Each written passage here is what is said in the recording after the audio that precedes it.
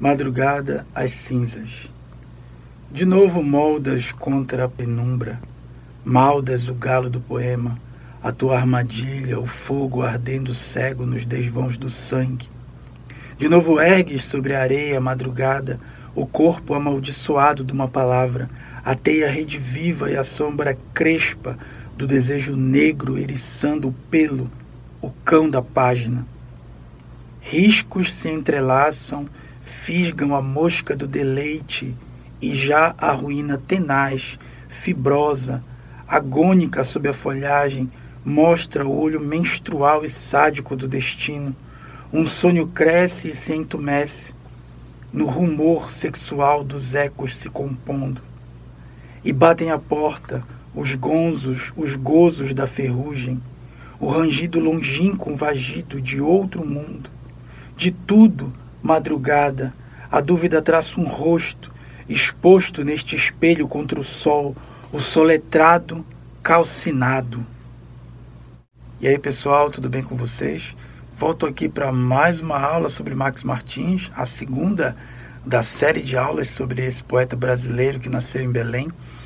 E hoje nós vamos falar um pouco, sempre sobre a poesia, mas um pouco sobre a parte plástica, sobre como é que se constituiu essa obra plástica de Max dentro dos diários de Max e que extrapolaram a sua vida e a sua poesia, que buscaram na sua vida e na sua poesia a composição plástica, uma coisa alimentando e nutrindo a outra a partir de um determinado momento. Recapitulando a aula anterior, nela eu apresentei um pouco a biografia do Max, mostrei um pouco da poesia, falei sobre as funções de Gaia e de Eros dentro dessa poesia, disse que é uma poesia completamente erótica, profundamente ligada à natureza, aos elementos da terra e também ao corpo da mulher, ao desejo erótico, mas principalmente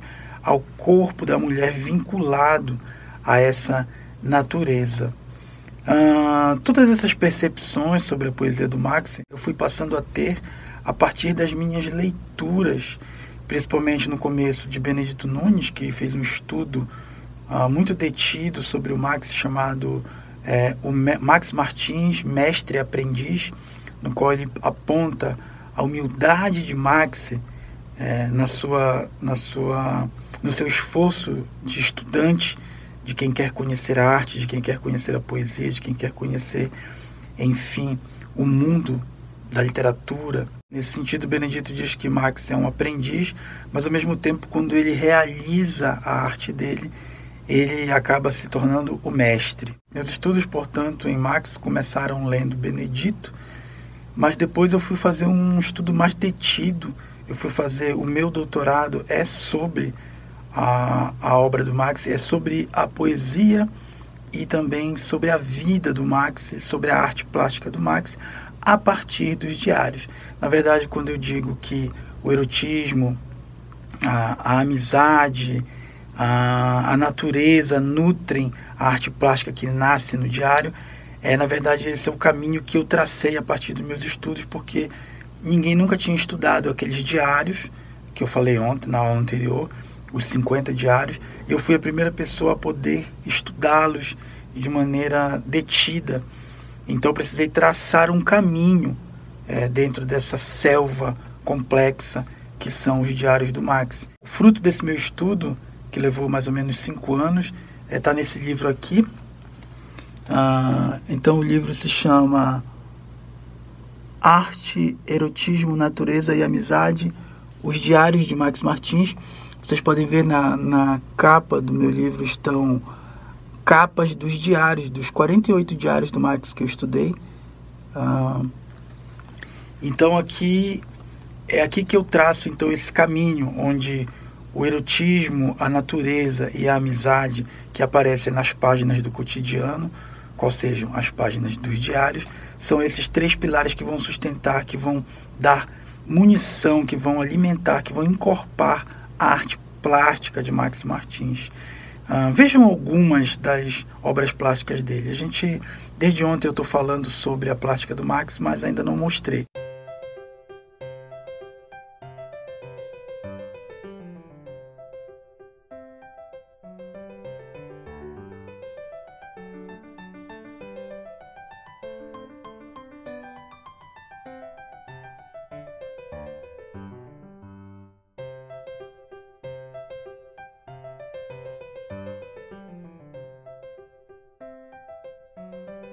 Muito bem, essa é uma pequena amostra, eu vou mostrar outras ainda, mas são muitas pinturas, muitas colagens, muitos desenhos, são na verdade milhares de produções plásticas dentro dessas páginas de mais de 50 diários. Eu vou ler para vocês aqui uma passagem onde Benedito Nunes dá a opinião dele a respeito de como é que o Max compõe a sua arte. Max Martins, mestre aprendiz. Para ele, cultivar a poesia significa estudá-la. E estudá-la, cultivar o conhecimento do mundo através dela.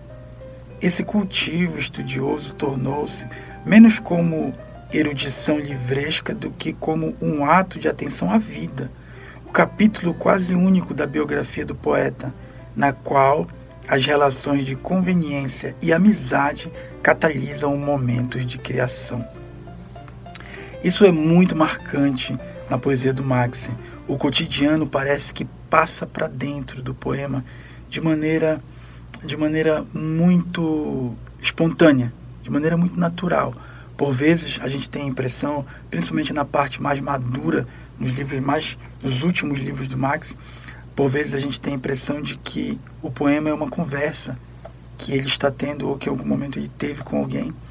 E aí ele faz a química, ele faz a bruxaria do verso para converter essa conversa que, em geral, não funciona em poesia, um diálogo. Ele faz a química, faz a bruxaria dele para converter isso em versos fortes, lancinantes, cortantes, e a gente tomar aquele verdadeiro choque com a poesia do Max. Eu vou ler um poema agora que ele dedicou ao casal amigo dele, Benedito Nunes, de quem eu acabei de ler um trecho, e sua esposa, Maria Silvia Nunes. Em verdes eras fomos, era num muro, canto chorado pelo vento, que envolvia tudo, o verde, embora o verde às vezes de haver se ressentisse, no olhar de quem, além, a gente amava a ave. Éramos e perdurávamos, avos do ser estando em dia a carne, para o pacto pasto das raízes, um rio sim manando milhas de sonhos ervas, grãos de sêmen solto amanhecente, o sol, a sombra, a relva. E se era inverno, o verdecido, um não sim, um eco ainda assim se condizia, no próprio coração dos que no leito, amando, agora se desamam, ou se desdizem, era amor tecido contra um muro. Esse é um poema profundamente tocante de Max, dedicado aos seus dois grandes amigos, que foram amigos desde a infância e por mais de 50 anos, Benedito Nunes e Maria Silvia Nunes, tão importantes para esse cultivo da poesia que Max fez, porque Benedito, como grande intelectual também que foi, cultivou uma biblioteca formidável, a melhor biblioteca de Belém, talvez a principal biblioteca da Amazônia, e Max tinha passe livre, já que eram amigos desde de infância, e ali Max podia acessar obras, poetas, livros de crítica, livros sobre pensamento oriental, que tanto interessou o Max. Ele podia ali acessar mais do que os que ele tinha, e assim estava sempre abastecido de cultura, de literatura e de arte pelo seu grande velho amigo Benedito. Um traço marcante nessa parte plástica do Max os diários começam a ser feitos na década de 80. O objetivo inicial era simplesmente anotar coisas, fazer um caderno do cotidiano onde a gente põe lembretes, né, para não esquecer, ou confessa certas coisas para nós mesmos. Mas para um artista, o diário acaba se tornando um ateliê. Foi o caso do Max. Ele não era ainda artista, então a gente percebe a incorporação de complexidade, de cores, de elementos, pouco a pouco, ao longo dos anos, desde a década de 80. No começo são recortes de jornal, que ele cola ali, escreve algo embaixo. Depois ele começa a desenhar, depois ele começa a fundir desenho com recorte de jornal, depois ele começa a trazer outros elementos externos ao diário, além dos recortes de jornal, depois ele traz cores, e aí ele começa a pintar, e ele começa a fazer as colagens, as famosas colagens. Vamos observar nas imagens seguintes um pouco dessa evolução da obra plástica de Max Martins, desde o cinza dos recortes de jornal até o colorido das suas colagens e pinturas.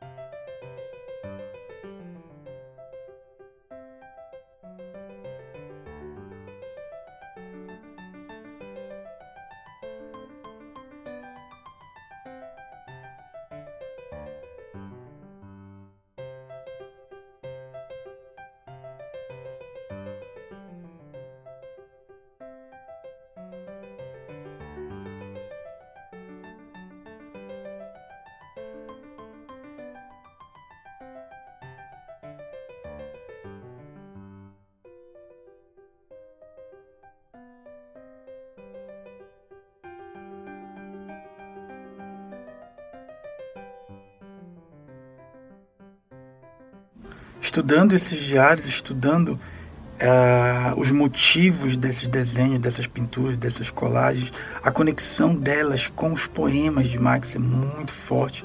O tempo inteiro há conexões, o tempo inteiro essas pinturas vão influenciar os livros de poema, e o tempo inteiro os livros de poema anteriores vão alimentar essas pinturas. Observando isso, estudando isso, se percebe a força marcante da natureza dentro dessa arte e a força do erotismo. Sempre o diário vai estar impregnado de amigos, vai estar sempre lotado. O diário do Max Martins não é lugar da solidão, mas sim uma casa cheia de amigos. Por fim, eu deixo vocês com uma sequência de mais 4 poemas de Max Martins e também mais algumas pinturas, algumas colagens de Max. Eu espero que vocês tenham gostado dessa aula. A gente se vê na próxima aula, quando a gente vai falar da Cabana em Maraú, a vida do poeta na natureza. Valeu, gente. Até mais. Travessia 1, 1926-1966. Nasci no mar, dans le bateau ivre, drapeau d'Arthur de la Nuit. Batel fazendo o mapa, e o mapa estas suas águas mágoas. Vagas lembranças, lenços e quebrantos, eu era o mar ovante sobre os ombros, ardendo nas virilhas. Ou o mar aberto, pulcro de silêncios, enxame de vidrilhos. Um bem cevado mar, galhardo moço, às vezes calmo e desportivo. Canto esta viagem donde trouxe astros e asas pelos mastros. E aos seus lamentos hei-me chegado, Piapitum, no rio defunto, impaludado. Parti do amor mais que perfeito, e aqui cheguei em junho. Gêmeos governavam Caim e Abel, ainda jovens. O lema era a manhã dessa partida, berço da memória, ventre bem amado, terra de meus deuses e visagens. Palavras famintas pediam bis, e o X de Hamlet e Henry Miller me visava. Velhas revezavam, se revezavam em cantos, panos, palinódias. Ímens eram muitos, mas um ímen só me foi bastante para partir, gerar, gozar. Talvez não fosse a dor mais que perfeita no seu suor espasmo. É preciso navegar, abrir os túmulos do sol, em sangue marear, e abrirmos velas, e descobrirmos ilhas, os oásis, o mar em sua premissa de asas e rebrilhos. Comunico abriu as coisas do horizonte, nuvens, pássaros, lágrimas, faces amadas, montes de azulejos, intuindo espelhos, lagos, e vinha a noite, entravam estrelas nesta água, farra, brincadeira, ali em Demião libava, cachimbávamos as ilusões do amor em berço esplêndido. A cabo da esperança, fomos ao Equador, e na Aquador banhar Janaína, rainha e mãe e noiva a marear. Dali parti para Babilônias, e seus chamados ecos, Eros, irradiava postais de Circe pornográficos. E veio amor, este Amazonas, fibras, febres e menstro verde. Este rio enorme, paul de cobras, onde afinal boiei e enverdeci, amei e apodreci.